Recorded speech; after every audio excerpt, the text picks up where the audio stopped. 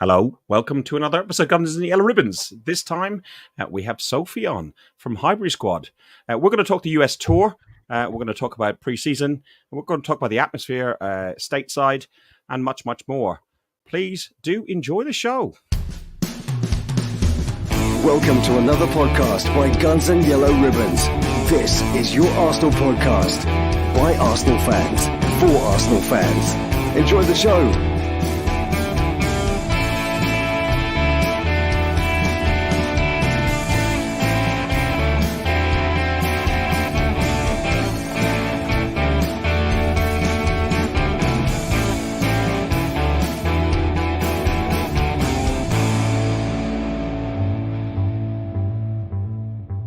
Sophie, welcome back. Welcome back to Guns and Yellow Ribbons. It's great to have you on. You're a great friend of the show. And it's just always a pleasure to have you on. And even more so tonight, because you're going to give us more of an insight from stateside and behind closed doors almost, with mixing in the mix zones, etc., etc. So it's brilliant to have you on again. How are you doing?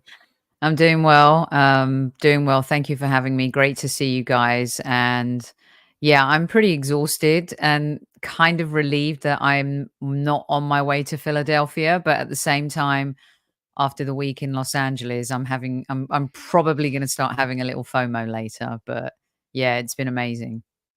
We've kept consistency with the beards and the good looks, but unfortunately, I shaved mine. Damn it. We've got no Trev. We've got Dale instead. Dale, welcome. You're in the hot seat, mate. I know, it's strange being in the top right-hand corner of my screen. I'm normally down there somewhere, but hopefully I can fill some rather big boots that Trev has in there. But I'm in a good mood, you know. I'm 1 week into a 6-week sentence known as school holidays.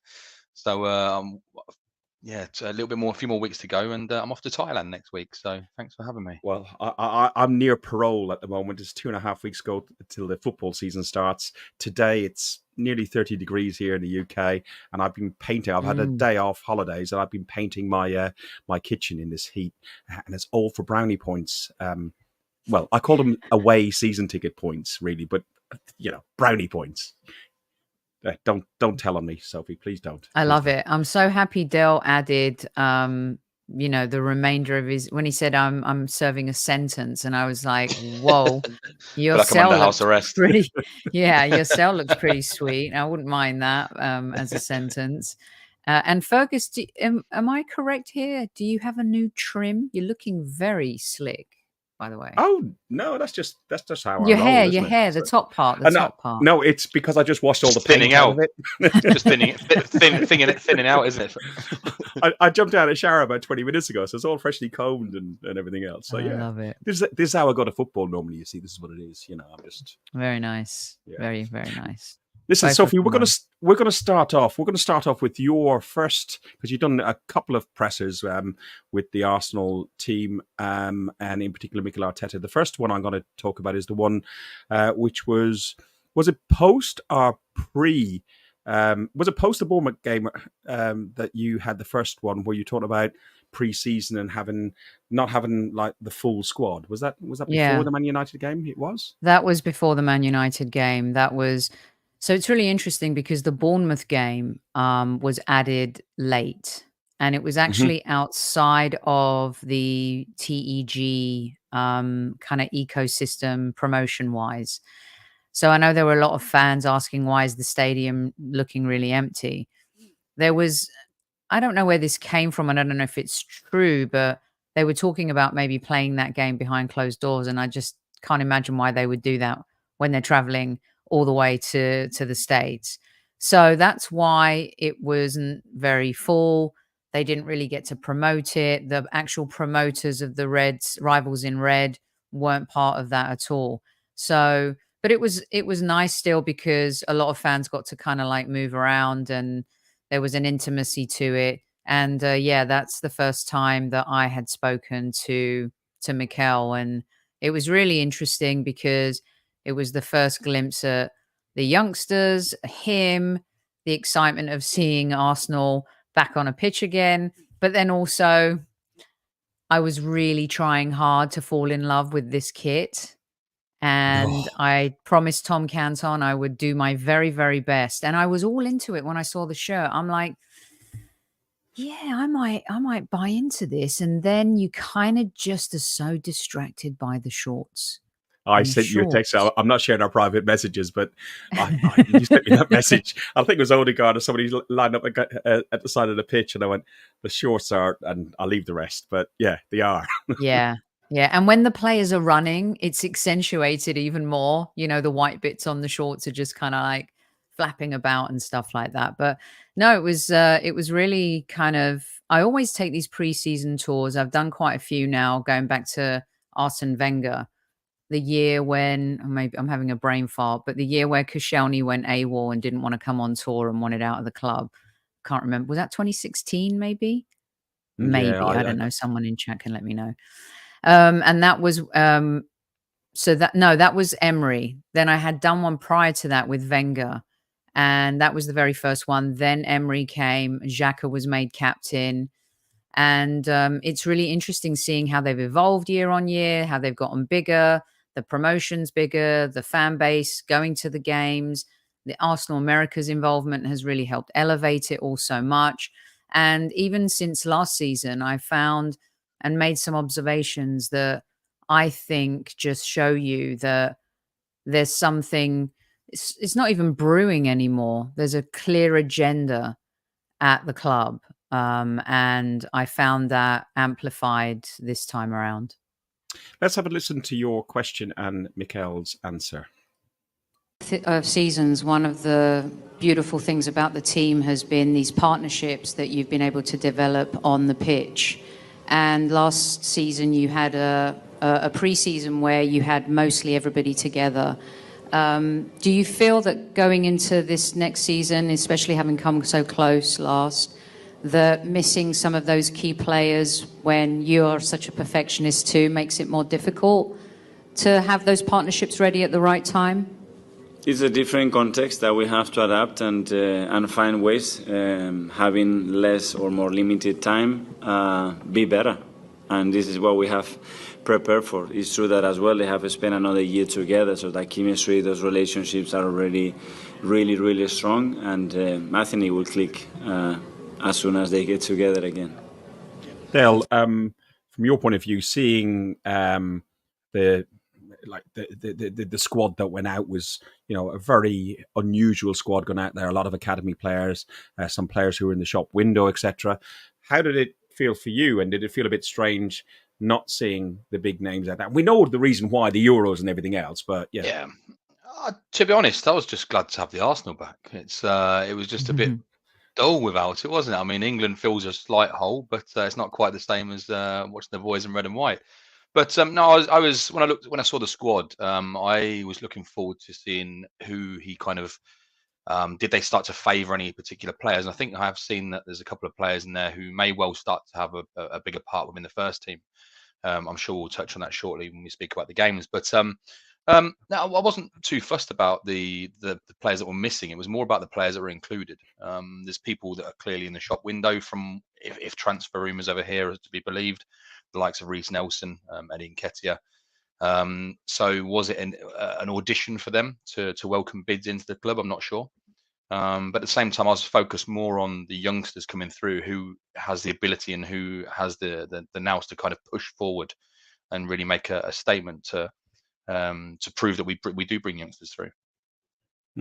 Sophie, what was the feeling on the ground with regards to not having the big names? Because it's quite well known that the ticket prices to go to some of these games at the Sophie Stadium and Dignity Heath Sports Park, and I think the one in Philly in a few days' time, they're like $200-300 for like cheap seats.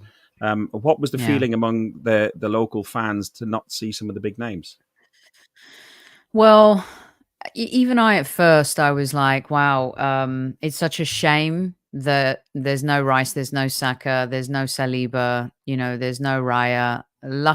Fortunately, Gabriel, Big Gabby, Martinelli, and who am I missing? And Havertz joined the squad a couple of days ago, and all featured in the game against Manchester United. So Mikel's answer in terms of, I think when they all get back together, they'll just click right away, is a testament to the partnerships that have been built at the club, not only on the pitch, but off the pitch.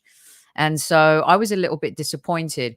I think you would have seen, I know some people may think I'm crazy. And if you look at even his social media following compared to maybe some other, young English players like Rashford or Bellingham, Saka is really the star of this team. When I say star, I mean off the pitch in terms of marketability and sorry, that's my dog going off at someone who's delivering something. Hold on one. It's fine. It's fine.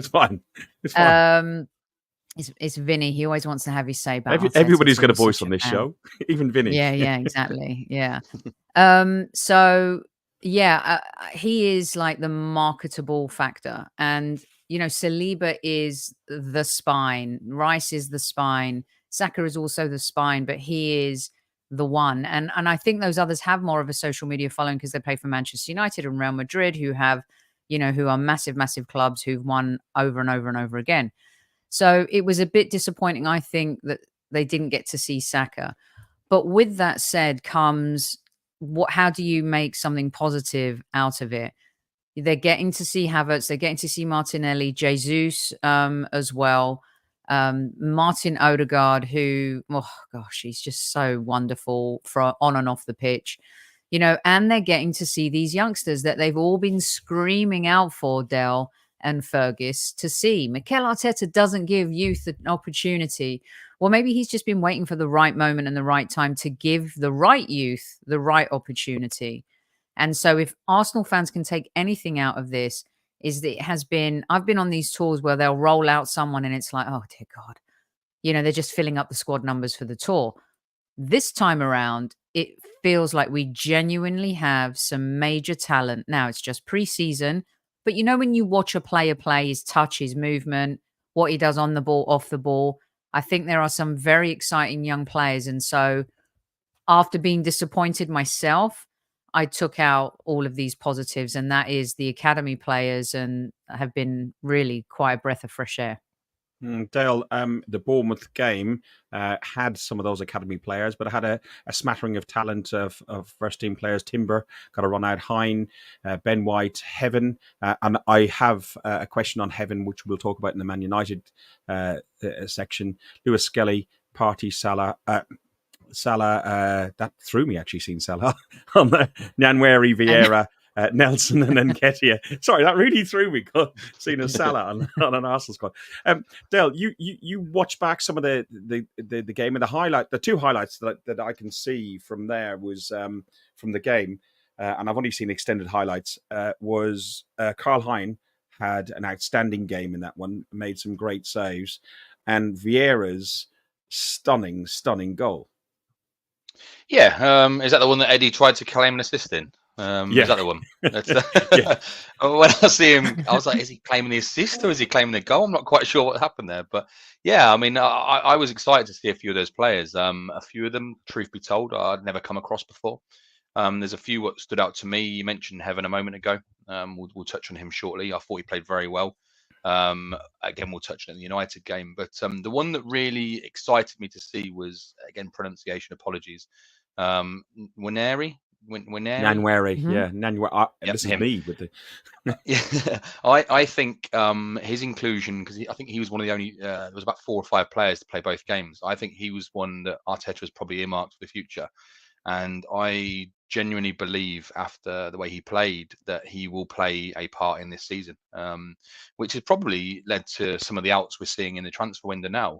It gives us options from the bench, and it also gives us the promotion of the youth through the system, which has been criticised as of late in some media outlets in the UK.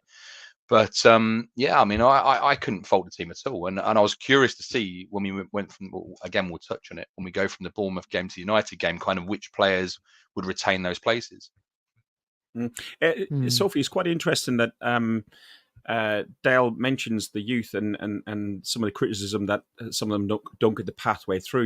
You've had Martin Chido, who's looks like he's leaving and so on, and it does question the pathway, especially in top level clubs like Arsenal, City, etc. When you're those academy players, there's not often that you get a chance to show off how good you can be. And the Bournemouth and subsequently United and Liverpool games are those opportunities. Yeah, definitely. I think one of the things that's really going to be hard now, excuse me, for anyone coming out of the academy, the reality is not everyone's going to be a Saka. And No. as fans, we want everyone to be a Saka. And Saka's one of those generational players. And to me, it feels like Waneri could be one of those. And, Obi maybe should give Hutchison a little buzz and see how it worked out for him, when he left. The grass isn't always greener on the other side. Clearly, the young boy wants to play now. He feels like he's ready now. He feels like he's worth a certain amount of money now. But I think if you buy into what Mikel Arteta is selling and, you can see there's a clear vision and a path. The players this time around, the difference is they've taken their opportunity to show him what they can do. And I think Waneri is definitely stealing the headlines and deservedly so. But young Nichols, who came on, was superb. Skelly, very good. Salah, you mentioned, excellent. Heaven, really good young player. And they all did. The only one that came on and played in the Bournemouth game that I was like, he's not an Arsenal player, is Rekic. And I know he's been floating around for a little bit and he's a little bit older than the others. But in terms of those younger players that fans were kind of bemoaning don't get the opportunity, they've been given the opportunity to show the manager what they can do. And I think they've taken their chance and done it well. And I agree with Del. I think Waneri is going to feature this season. And I don't know how or where because he's very versatile. But in terms of needing that backup for Saka, last 10 minutes of a game that takes a lot of minutes off your legs over a season, over multiple games, I can see him featuring in the FA Cup, the League Cup. And he's going to be 18 next March. And, we've seen in the Euros with Spain and their young players, like if you're ready, you're ready. And I think that he's definitely the type of player that's ready. Sorry about that. Another young player that's had a really good game, and he was player of the match in that Bournemouth game, was Karl Hein. I know there's a lot of talk about the goalkeeping situation that we've had over the last season with last summer. David Raya coming in and taking number one slot from fans' favourite Aaron Ramsdale. People don't really know what's going to happen with Aaron, whether he's going to stay. Is that good for his England career? He's on a good contract, which is a different talking point completely. But does it look like that in the case of Karl Hein? I'll go to you first, Sophie, and then ask your opinion, Del. Does it look like that Karl Hein could be the actual number two that we need? And that it might be the exit door for Aaron? It's a good question, and it's similar to like the young players who are getting a chance on the outfield. If someone gets injured or we need to rotate, are they good enough to step in? The goalkeeping situation makes me a little bit nervous because in essence, many Arsenal fans believe we have two number ones. And so at this point, I think Hines a bit of a downgrade. But at the same time, he has been exceptional, barring the Rasmus goal, the other day at SoFi Stadium. As much as Heaven got caught, I think he also made a bit of a, rookie mistake, letting it go through his legs. But, there's rumor today about interest from Nottingham Forest for Ramsdale. There's been interest from a couple of other clubs. There was a club, actually a Premier League club, that was interested in him last season, and he wanted to prove himself and try and regain his spot back at the Arsenal. So I think we need to be really careful with the goalkeeping situation because as robust as Raya is, and You just never know. And with what we have at our task at hand, having a really good backup goalkeeper is important. I know we need money to be able to kind of move things around and improve the team, guys. But I would like to see Ramsdale stay for all those reasons. I tend to agree. I think that having two good number ones, or 1.5s, or whatever they are, would be better, because there's nothing saying, Del, that Raya couldn't get injured in the season, and then we need a proper backup. Yeah. What did you think of for Karl-Heinz performances? Bearing in mind it was 1:00 in the morning, and most of us weren't watching. We were watching extended highlights. Yeah. I mean, truth be told, I didn't watch any game live. I'd be lying if I said I did. But I thought overall Hein played very well. I think there was some errors in there, which, again, you can talk about any goalkeeper errors, so I don't look too much into those in a pre-season game. The one thing I would say is you hit the nail on the head, Sophie. People look at Arsenal and say we've got two number ones. But my question to that would be, how many top clubs out there actually have two number ones? People have a number one and a very good backup. It's very rare that somebody has those with two number ones, because the reality is this: whoever's the second or the number 1.5, we'll say, they aren't happy to sit on the bench. And I think Ramsdale is better than that. I really do. I think his lack of appearances in pre-season, bearing in mind he played 0 minutes for England, I do think that probably spells the writing. No, you can't read into that. He's been training with England. He's been with the squad. No, I agree. The whole way, so he gets his holiday. I agree, but at the same time, this is what I was coming to. So there's been a lot of talk about the young lad we signed from Ajax, Thetford.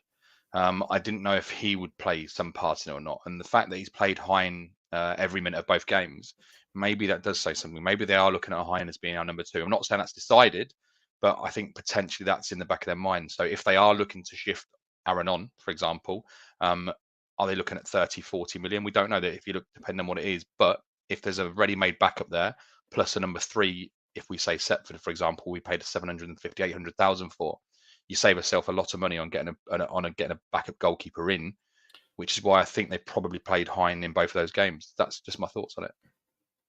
I've not seen enough of Hein to comment properly, but personally, I would like to see him as probably a number 3. Setford is still an under 18, 19 player, and we would need. Listen, you're somebody like a Ben Foster or something like that. Okay, he's now over the hill, but you're talking about an end of career, really top level, top drawer keeper to come in who's happy to step up when required. That's what you need as a number 2 keeper. Oh, I agree. I agree. But for Ramsdale's sake, would you keep him there? I know. Take away the selfish side of it. Listen, right? I love Aaron. I love Nick, his dad, and I like what he represents, and he fits and feels really good with our club. But for him, on a personal note, I think, and without getting hugely into that sort of debate, because it goes on and on, I think it's his choice, but it's probably for his career. If he wants to progress in the England side and progress moving up the ladder and fulfill his potential, he will have to move. Whether anybody can afford to take him on board, I don't know. Sophie, another question that I have for you is penalty shootout. So every game, according to Mikel Arteta, will finish with a penalty shootout. Really confused my brother, who's a Man United fan, when I sent him a message of Onana saving a penalty, even though we'd beaten them in that game. He'd gone, what's with the penalties? You wouldn't understand. Like, no. But is that... Like some people on Twitter, you know what Twitter's like, it's a cesspit. Some people on Twitter going, "Oh, it's the Yanks; they always need a finish, and this, that, and they can't deal with a draw, etc., etc." Is there a bit of that in there, or is it, do you think, just testing? It's your view. You're on the ground. I mean, we won the game 2-1, and you'd think it would be over, but you know what? It's fun for the fans, and it extends seeing the players a little bit more. And I think it's a cool thing that they ingested into the tour, and I think that the teams welcomed it, getting to practice penalties at this phase in pre-season against good goalkeepers in front of a crowd. I think that it helped us. Our penalties against Bournemouth were superb. They were decent, not so good. Sorry, against Manchester United. And Onana, I don't know if you saw. This is pre-season, and Big Gabby's getting really pissed off with Onana because I don't know if you saw what he was doing, but he was literally doing this. Yeah, I have. And telling him which way to go. It was really Bizarre. just pathetic schoolboy. It's not Bruce Grobbelaar style. It's pre-season. What are you doing? You've been awful since you've been at Manchester United too, and you're giving it the big un. And but then did it put Havertz off? Maybe, I don't know, because he never misses a penalty. And I love how Big Gabby just smashed it in. So for those reasons, I think it's a good thing and it extends the game for the fans and everyone walks away happy. Right, conscious of time and want to keep this moving along. Before we go into a slight more detail about your day out, the Sophie? Is it Sophie Stadium? Sophie, yeah, Sophie Stadium, yeah. I've got a niece called Sophia, so I keep on trying to go Sophia. Well, you know, Greek and but I keep on going down that way, Sophie Stadium. But before we go into that, I want to talk about briefly Smith Rowe. There's rumours that the deal is done. He is going to Fulham for 27 plus add-ons, but who will know? That will never be revealed. But you sent me, again, some of the videos that I asked you to pick up. You sent me some videos of all the players and one that you really want to give a hug. I've joined them together so we can talk to the players. And if you want to talk with your mic open, far away. There's Kivior, who's a lot taller, by the way, in person. Big boy he is. Ben White just walked out on his own. Love, just typical Ben, right? Absolutely love it. Trossard quickly after him. It's so funny because I felt like they walked out in their pairs, you know, like how they hang out together. This was hard because people were telling Reece, well played, and then at the same time, good luck to Emil. That was a little tough one, that one. And everyone says he looks sad, but Emil's never really looked super excited about much. I'm not going to read too much into that. No, he does have just one of those faces, which just looks like, you know, he's all right, he's cool, everything's fine. But in that, I said to you, like, you sent me a text going, oh, I could give him a hug. And I could hear in the video beforehand people saying, well done to Reece. But I couldn't hear the other stuff about saying good luck to Emil. Yeah. But you could see he looked a little bit lost, didn't know what to do. He felt like, you know, the spotlight was on him, but, you know, like at the wrong party sort of thing. Yeah, and, you know, he's not been used for a reason. Mikel was asked about Emil Smith Rowe. I think it was Football London who asked him the question, and he, who is usually and does not like talking about transfers, Mikel Arteta, said, you know, yeah, there are things going on behind the scenes. So, you know, unfortunately, it's not going to work out for him at Arsenal long term. I'm sure after being there for his entire life, he's bummed about it. He needs to move to get more football. And there's something that kind of broke for Emil after the injuries, and he never quite got it back. And I don't think we should ever forget, though, that there was a time where he and Saka were carrying the club, not only on the pitch, but also on their backs to make fans kind of attached to something and believe in something again. And I'll always remember their demolishing Tottenham at home in that win, the image on the grass. You know, unfortunately, again, he's another one that I thought his ceiling was as high as Saka's, but I fear that these injuries have really kind of set him back, and hopefully he'll move on and do well wherever he goes. And Fulham looks like the destination. And I wish him all the best of luck, but as long as he's not playing when, or he's injured, maybe when, just a very minor injury when he's playing us, because I really wouldn't want to be on the end of a Smith Rowe drubbing. I think probably some of his issue is he doesn't quite fit into the setup that Arteta's got. When Granit Xhaka was there, and you had Martin Odegaard, he's neither one nor the other sort of thing. He's a completely unique, different type of player, and I don't think there's a place for him in the squad right now. And you could see before he got injured that it was the Saka and Emil Smith Rowe show. He and Saka together galvanised the fans, galvanised people's belief in Arteta when they came along, who were playing behind closed doors, etc. So yeah, I wish him luck. Wish him luck. Let's look at some of the photos that we had from you and Mike from the SoFi Stadium. This is you with Mike and his wife and his 2 kids. And then Mike had to go in for a pecker on the cheek, didn't he? He was already, I don't know how many drinks in he was when I got there, but he was, yeah, I mean, they started pretty early. But, credit to them, they'd worked their asses off on all of the events and putting everything together. And I have my Utabi Gooners v Cancer towel here. And once again, he's raised thousands of dollars for Gooners v Cancer, which is amazing. And it was also great to see, Andrew and James from Arsblog support the tailgate before the Bournemouth game. Clive and Elliot from Arsenal Vision were there.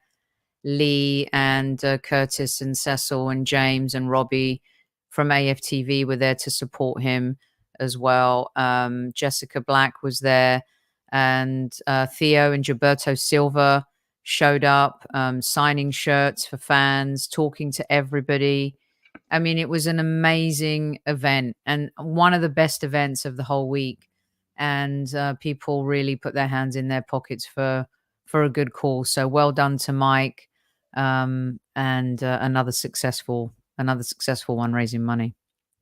Yeah, you got a question? Sophie, I'm going to put. Yeah, I've got a question for you, Sophie, if I may. It's following on from a tweet that you put up, and it touches a little bit more with me than it would some, because I mean, obviously, I follow the NFL. I'm not sure if you know, and obviously, Kroenke owns the Rams, and he said something when he took over the Rams, and it got Rams fans excited, right? He said, "Be excited, be very excited," and he promised to win the Super Bowl.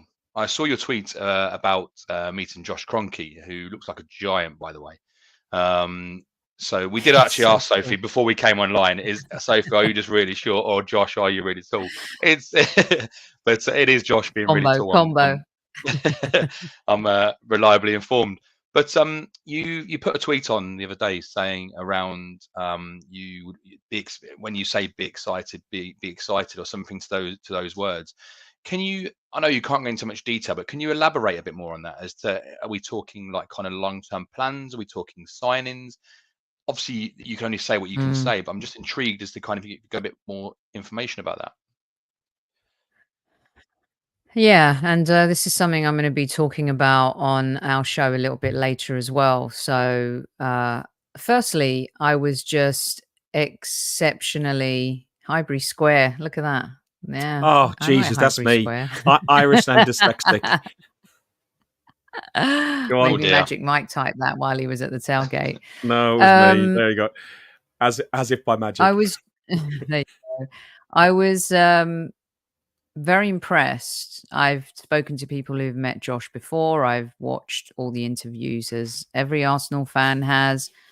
But I guess the way I try to read these situations is I look at the executives that I've been around in a similar industry, in that very high profile, working for film studios and talking to filmmakers, but executive CEOs at that level, the people who decide what you watch when you go to your Netflix account.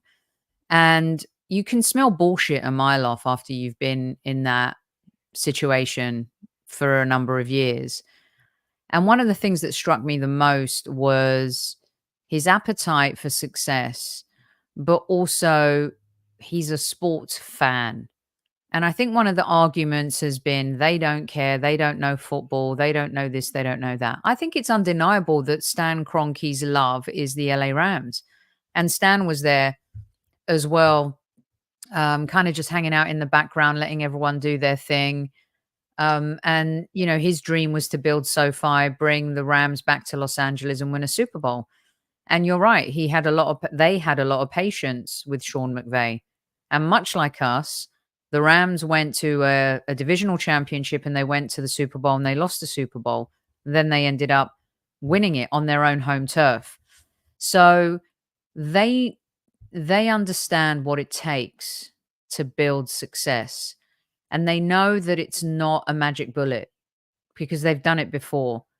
You know, they've been in the gutter with the Colorado Avalanche in the NHL, which has really been a storied franchise, but went downhill.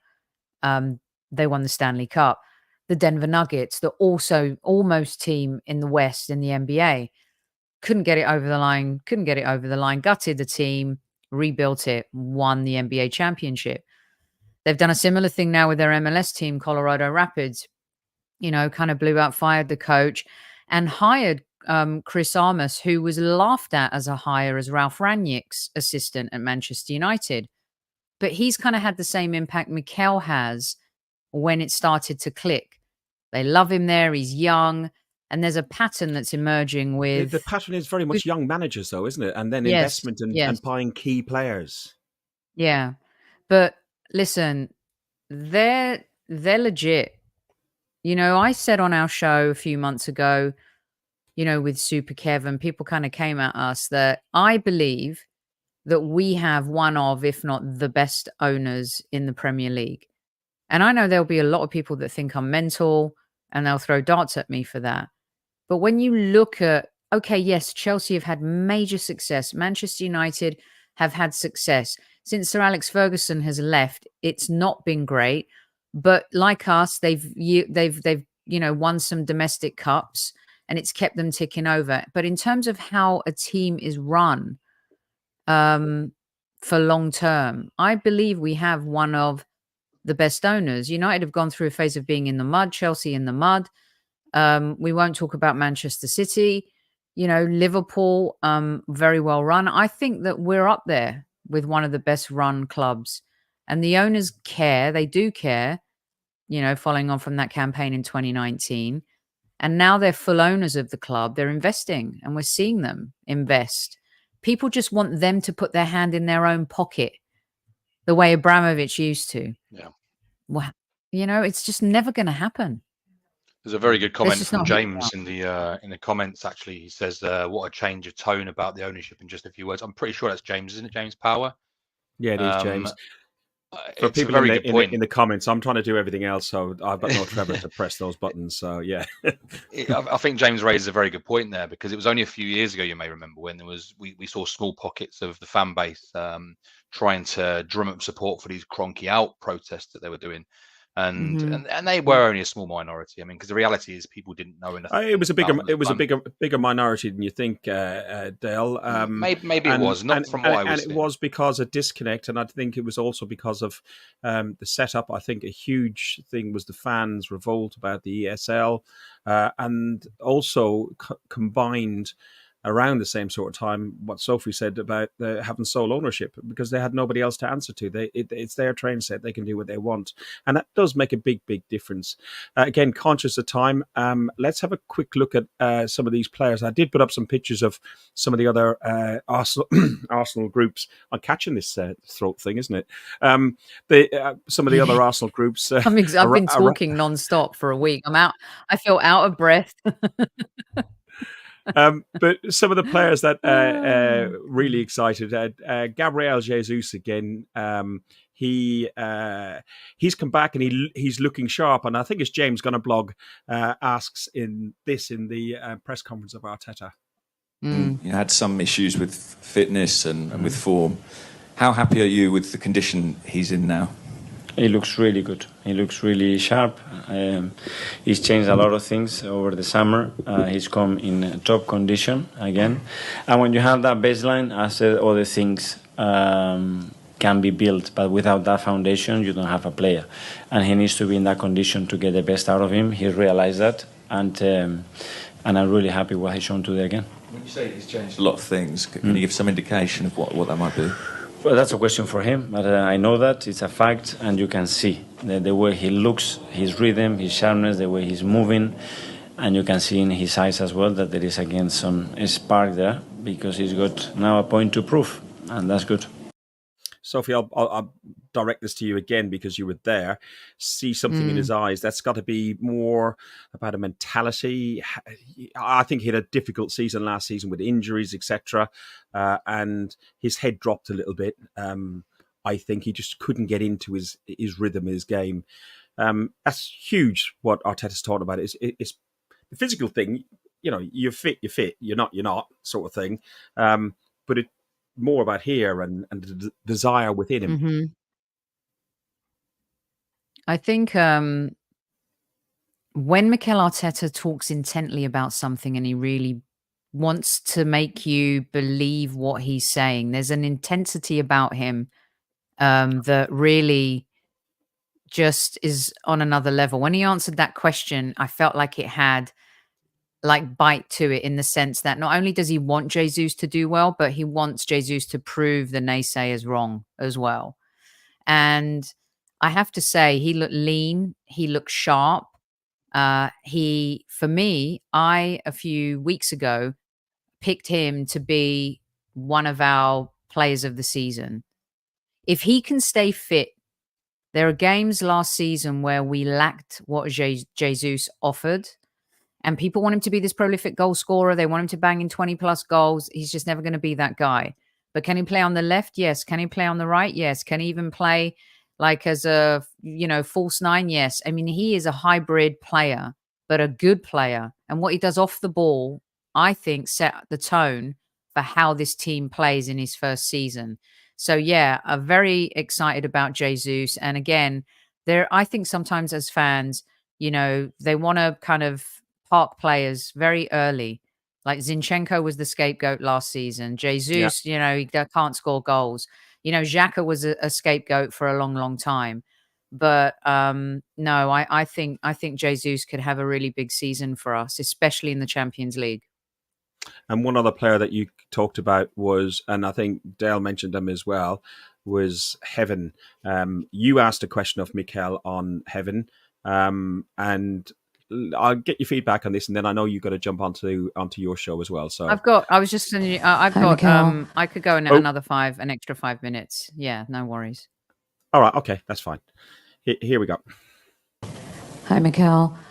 Heaven made a little mistake for the first goal, and then completely had a turnaround and played some really good football. Great touches. What were your thoughts? Because to bounce back like that after not competing in that first moment must have been difficult, but his mentality to come back was pretty impressive. Very impressive. At 17, I don't know how many players they are able to do that in a stage like this. He's lost a duel against one of the most strongest and fastest players in the world. It can happen. But as you said, what was the reaction afterwards? The composure, the quality, the body language that he had afterwards is remarkable. Really, really happy with him. Dale, do you want to have a comment on what you saw of? I really liked him. If I'm honest, I really like him. I see something there which I really like. I can't put my finger on what it is, but the moment that stood out for me, which wasn't really spoke about enough, I think, is when Rasmus Højlund went through and scored the opening goal against United. I think Heaven did very, very well to push him out wide. When you look at the build-up play to that goal, look at how he was positioned, look at how he dealt with Rasmus Højlund running at him. And the reality is, whether we like Højlund or not, he is a fantastic young player. There's a reason United paid 70 million for him. He done very, very well to push him out wide and kind of cut that angle off when it could have been another day. That could have been any other defender, and he could have got a shot off from a better angle.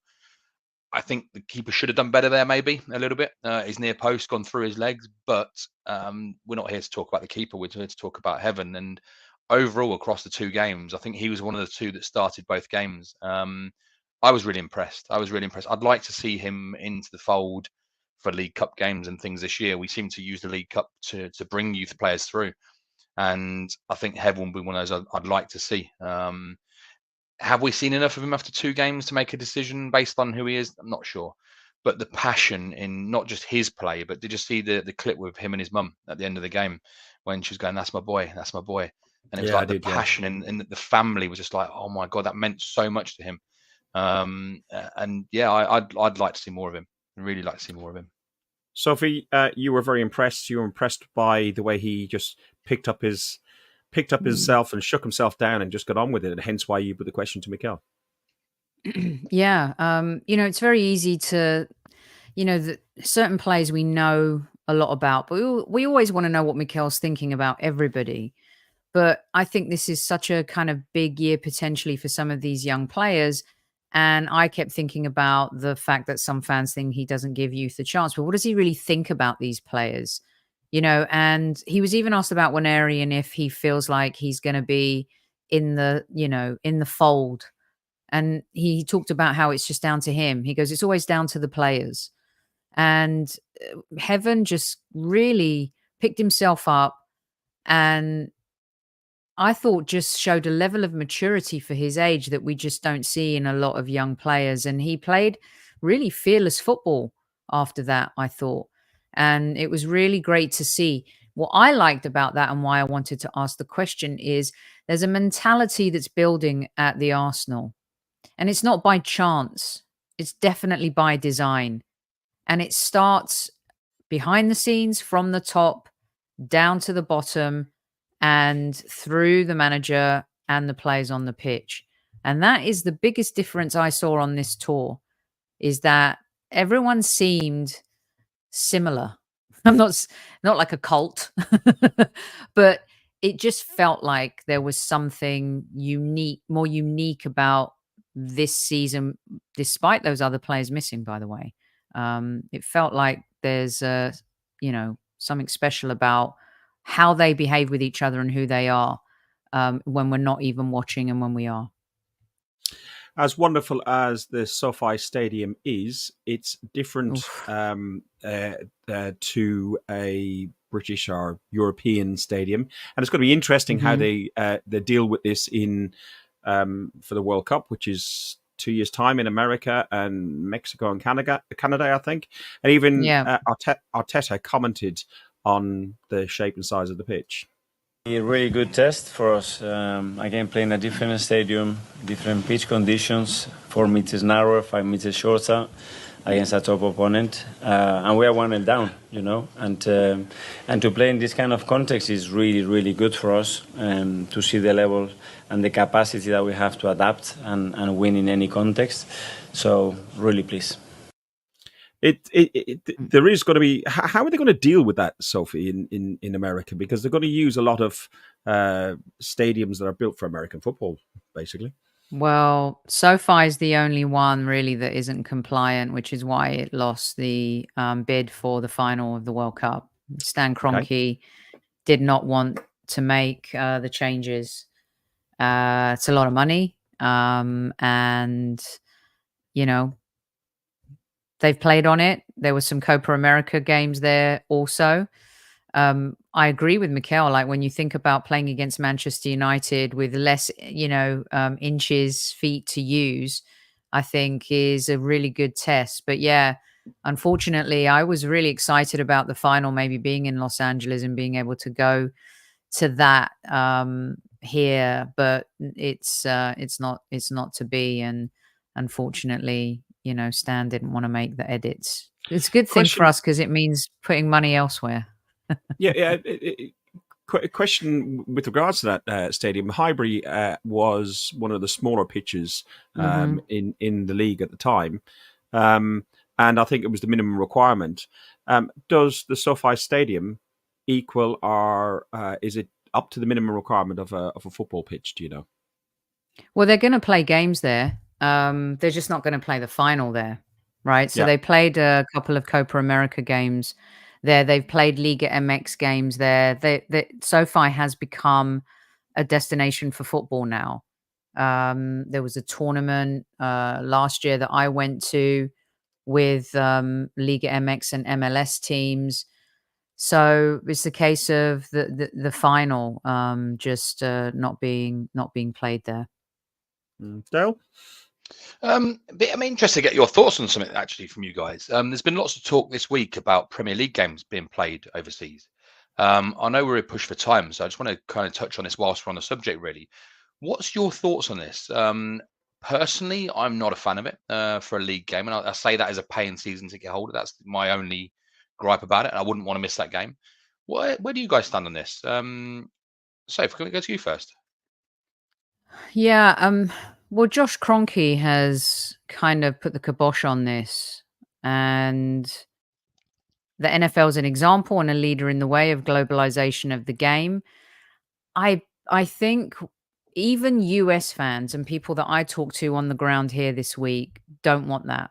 Their joy is to go to London and go to the Emirates and see Arsenal play either home or away. And that's what they want. In fact, the tickets were so expensive really for SoFi. I know a couple that paid $600 just for the two of them to go to a preseason friendly game. They were talking about, with an extra X amount of dollars, they can find a way to get to London and maybe get to an away game or a home game. Sorry. Well, it's tough to do that now anyway. So good luck there too. But I don't think they want that. And the NFL is very different because you don't have, one of the things that people don't know and they don't experience is in NFL, there's no home or away end, right? It's just not the same. It's also not as old. So the rivalries are intense and they're massive and they're big, but there's not that tradition and history in the sense of what a home game really means to you, because a lot of them don't travel away anyway, right? It's too far. So, yeah. And they added 2 games to the schedule of the NFL. It was 16 games and they made it 18 games. And, there's demand. But really, what that gave them the opportunity to play an extra game in China or in England or in Germany or Spain. So, yeah, I can't see this happening. And I feel like it's going to be one of those ESL moments. Don't try and push the fans too far on this one because they will revolt. And the good news is that owner doesn't super endorse this or think it's a great idea. Yeah, there was a guy on TalkSport while I was painting the kitchen. I was listening to a lot of that. There's a guy on TalkSport. He's a Chelsea podcaster. I can't remember what his name was, but he was very interesting, and he came on and talked about the talk about an overseas Premier League game, and he said it'd be the death of football as we know it. My boss is a Birmingham City fan. Tom Hardy is co-owner of Birmingham City, and they are in the same league as Wrexham. And with Ryan Reynolds and co, who have Wrexham, there was a big talk about maybe having the first overseas game being Birmingham City versus Wrexham in America, and the fans have basically said they don't want it. Me, I don't want it. I have no interest in going to see an American football game here in the UK, especially because they're in Tottenham Stadium. But I've got no interest in going there. I pay shed loads of money, not just for my season ticket. My season ticket is about $1,000, but then by the time you factor in beer, food, following, even just running this thing, and not last season I didn't go to as many away games, but the season before I'd nearly done every game home and away, and it's a lot of money. 10 grand a year. Don't say that too loud. She might hear. It is a lot of money. It is a lot of money. I mean, it is. And, they were talking about maybe even some fans were like, well, if it's an FA Cup fan or FA Cup game or a League Cup game, absolutely worse for those small clubs. Come on, let's not be daft here. Can you imagine Leyton Orient versus Arsenal in the Red Bull Stadium in New York? It'd just be like, absolutely impossible for them. So, Sophie, I'm conscious that you need to get back onto the Highbury Squad. Thank you, as always, for coming on. It's been brilliant having you on again. Thank you for having me. And thank you for the support you do. Sorry to everybody in the chat. I haven't been able to put up all your things because I was just interested in getting the little video clips and everything else up. One last video that we've got. It's a song that we all love. Well, Sophie, you were a little bit on the fence at the start, weren't you? But we love. You're there. You're there. This is from the SoFi Stadium, North London Forever, The Angel.